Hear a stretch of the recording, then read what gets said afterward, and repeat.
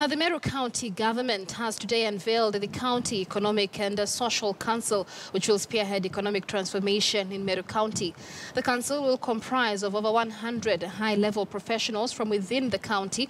The council was launched by Governor Kiraitu Murungi and attended by Public Service Cabinet Secretary Margaret Kobia and the Physical Planning Permanent Secretary, among others. This idea of MESC is not new. I was recruited into it by no other than our yonder here, Ambassador Francis Mudaura. A few ministers, when they formed the National Economic and Social Council, that time I was the Minister for Energy. And he's actually also the one who recruited Julius Moya to be the CEO, because as Ambassador Mudaura traveled to Malaysia, and he found the Vision 2020, which transformed Malaysia from a very poor country into one of the richest countries in the world. And they came with the idea, and he put it together. And the things you and Professor Margaret Kobia talk about are true. It is the National Economic and Social Council, which came with this set idea. When airport in the bush there, in Ramu, we could have an airport in another bush in Isiolo, and all that. And those things have happened. Well, our reporter George Maringa attended the event and now joins us live with an update. George, good afternoon. What does this County Economic and Social Council mean for the economy in Meru County? Good afternoon to you, Michelle. Indeed, the Meru Economic and Social Council is one that emanated from the National Economic and Social Council that was spearheaded by the likes of Ambassador Mudaura, the current governor of Meru County, Kiraitu Murungi, among others. And it comprises of more than 100 high-level professionals. And we also have in this gathering, among those who came for this launch, our professor or the CS Margaret Kobia. We also have Margaret Kobia as well as Kaberia, the PS. And the National Economic and Social Council, Michelle, is the one that came up with the Vision 2030 project. We have the Thika Superhighway. We also have the LAPSET project, among others. And so some of those people who sat in that council are the ones drawn from Meru County. Will be bringing the ideas to the Meru Economic and Social Council. And just to give us a brief of this council itself, I'll be speaking to the Deputy Governor, Honorable Titus Ntochi, to just give us a brief of what the Meru residents should expect. Thank you very much, sir, for joining us on KTN News. Now, this is a very high-level meeting that has involved very many stakeholders. What should the people of Meru County expect from this? Thank you very much. Meru people should expect a lot from this. We've borrowed this idea from what really the first, Kibaki government did when they took over power in 2003 or 2002. Where they formed the National Economic and Social Council. Just like you've correctly put it, some of these projects that we've seen today, and Kenyans are really enjoying, Thika Superhighway, Isiolo Airport, Lamu Port, and Standard Gauge, really, they were discussed then. They were envisaged then by the National Economic and Social Council. And you recall some of the people who really sat in that council are people from our county. Ambassador Francis Mudaura was instrumental, very key in coming up with that Economic and Social Council. We have got people like Dr. Julius Moya, who was actually the director, CEO of Vision 2030.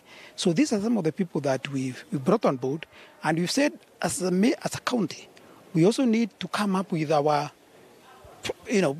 projects that we want to invest for future, So the whole purpose is really to make sure that our government comes up with a blueprint for what we think are the flagship projects for this county. People should expect to see us coming up with projects like a five-star hotel. We've got a Meru National Park that has no bed capacity as we speak, because we don't have a good hotel there. The hotel that is there has only a capacity of 15 beds, completely ran down. Why don't we discuss with people who want to invest in our county, so that then we can come up with a five-star hotel, a hotel that can be able to have better rooms and give people accommodation so that then we can have more people coming to Meru County. And of course other projects that we think should be implemented, which are some of them we've already started them. Like we are saying, we are going to address the issue of youth unemployment. What is it that we need to do? Already the Economic and Social Council and our government is discussing on how to come up with a Meru Youth Service. Already we are working on a bill to present to the Assembly so that then our youth who are handling out there can also be engaged, so that then we reduce this problem on unemployment and people handling around. So there's a lot that will come out of this council. We have pulled in all the top brains, and Meru is blessed with a human resource. We've got the top brains. We've called all the professors. We've brought in engineers. We've got people who have long experience in the civil service, the public service. So we believe that this council will go a long way in enriching our manifesto. And this is one of the things that we promised last year when Governor Kreito and I traversed the whole county, and he said, one of the things that we're going to do is to make sure that we form a council that will be a think tank for Meru. Mheshimiwa, even as you wind up, could you basically just give an idea or one of the projects that the Meru people should see sort of in the next 3 to 4 years, or the first projects that your government will work on? Already we have talked about the 5-star hotel at the Meru National Park. We've talked about agricultural increase in agricultural productivity. Value addition is something that we've talked about. Discussions are already underway with companies that want to invest in agricultural value addition. These are some of the things that we are working on. I've talked about the youth service, that we've said we're forming a youth service. That's one of the key projects. Then we've got other projects like the projects for agriculture. I've talked about many projects. Education, we are playing a very, this council will play a very key role. Already as we speak, our children, ECD learners, have come up with a program of making sure that we provide them with milk, so that then we can also improve enrollment in our schools. So there's a lot that people should expect from this. As I've said, we have pulled in all the top brains, the think tank, and we believe that this is going to be good for our county.